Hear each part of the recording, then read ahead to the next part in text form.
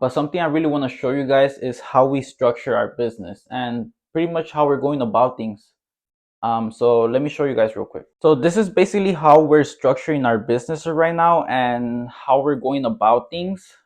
Um, so the more organized, the better. The way I like to think about it is in every business, there's about 4 pillars. There's a customer side, customer acquisition pillar.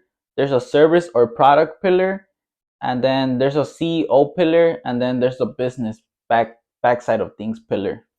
But since we're starting our business, we pretty much just want to focus on the customer pillar and the service pillar.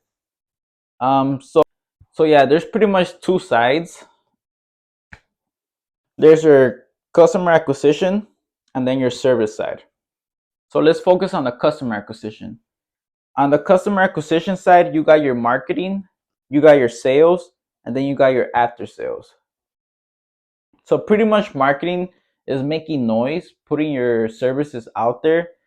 The only reason why you're not getting customers inside of the door is because nobody knows who you are. There's people who need your services or product, but they just never heard about you. They just do not know who you are. So basically, the way I like to think about it is marketing is basically just making noise. And then after that, you got your sales. After you do have a potential customer who likes your service, in a world of fairy tales, people will just hand you money and tell you, give me your service. There is customers like that, but it's always not pink and rainbows. It's not always like that.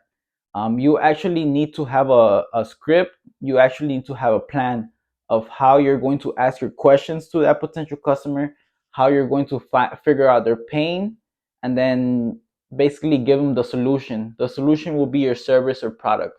That is sales. Basically, just persuading. Not really persuading, but just asking. Sales is basically just asking questions, and then just if they have enough pain and you know the solution, you could just show them the solution in front of them, and that is sales basically. After your sales, you have your after sales. Basically, is once a customer comes to the door, that's it. No, it's not that it. It's not that it. You actually have to sell them. You actually have to chase them. After they become a customer, you want to contact them again and try and get them on the schedule again. Or maybe if you have a product, you don't just want one customer to shop one time. You want them to shop various times. So that's the point of after sales. So pretty much simple. That covers the customer acquisition side, marketing, sales, and then after sales. Jumping over to the service side, you have your R&D, which stands for research and development.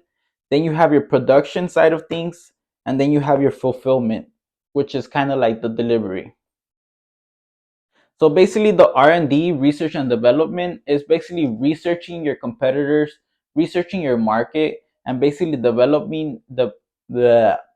developing the